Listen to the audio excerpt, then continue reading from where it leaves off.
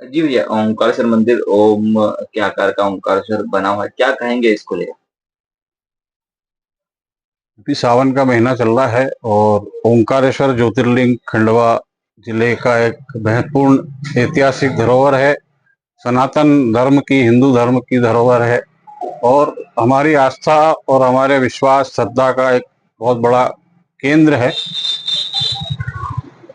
ओंकारेश्वर के बारे में मेरे एक ज्योतिर्लिंग के रूप में है, और जो भी प्रकृति का निर्माण जो हमारे शास्त्रों के माध्यम से हजारों वर्ष से हमको सनातन धर्म के माध्यम से, हिंदू धर्म से जानने को मिल रहा है कि जब पूरी विश्व का निर्माण हुआ तो उसमें ब्रह्मा विष्णु महेश का विशेष योगदान रहा और उनके द्वारा पूरी ब्रह्मांड की संरचना और उसकी व्यवस्था को संचालित किया गया। उसी क्रम में भगवान महादेव के माध्यम से ही इन ज्योतिर्लिंगों की स्थापना हुई। सर्वप्रथम जो ध्वनि का नाद हुआ वो ओम के नाम से हुआ और उसी से पूरी सृष्टि का निर्माण हुआ। तो ओंकारेश्वर ज्योतिर्लिंग एक बहुत महत्वपूर्ण स्थान है और हजारों वर्षों पुराना स्थान है, और वो एक प्रकृति के रूप में वहां पे जो नर्मदा माई का स्वरूप है वो एक ओम के आकार में बना हुआ है। अगर हम आज के दौर में ड्रोन के माध्यम से या ऊपर हवाई कैमरे के माध्यम से ऊपर जाकर अगर देखेंगे तो ओम की आकृति आपको दिखाई देगी, और उस वहां पर जो ज्योतिर्लिंग है उसका एक विशेष महत्व है। और जो हमारी चारों धाम की तीर्थ यात्रा है वो बगैर ओंकारेश्वर के पूर्ण नहीं होती। ओंकारेश्वर एक अत्यंत महत्वपूर्ण स्थल है और खंडवा जिले में इसका सौभाग्य हमको प्राप्त हुआ है। और महादेव का आशीर्वाद, ओंकारेश्वर भगवान का आशीर्वाद, और साथ में एक ज्योतिर्लिंग और है जो ममलेश्वर ज्योतिर्लिंग कहलाता है, उसकी स्थापना भी स्वयं महादेव के द्वारा ही की गई है। तो इन ज्योतिर्लिंगों का सावन के महीनों में विशेष महत्व होता है।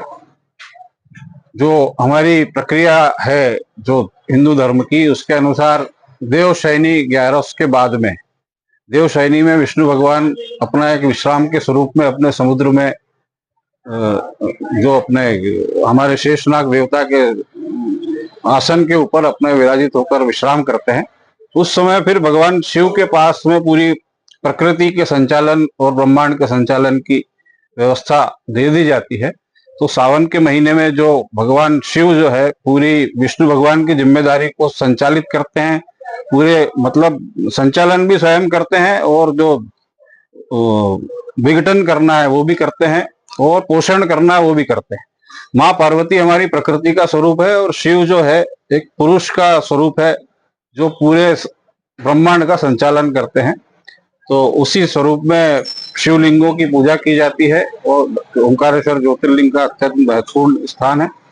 तो देवउठनी 11 तक भगवान महादेव इस प्रक्रिया को संभालते हैं। उसी लिए भगवान महादेव ने जैसे पूरे विश्व को संचालित करने के लिए जब हमारा सागर मंथन हुआ था तो विष पी लिया, और इस विश्व को बचाने के लिए उन्होंने बहुत बहुत सारी कठिनाइयों को अपने ऊपर लेकर इस विश्व को जीवंत करने के लिए, प्रकृति को जीवंत करने के लिए, मनुष्य को, देवताओं को और सभी को व्यवस्थित स्वरूप में संचालित करने के लिए अनेकों दुखों को अपने ऊपर लेकर इस कार्य को किया।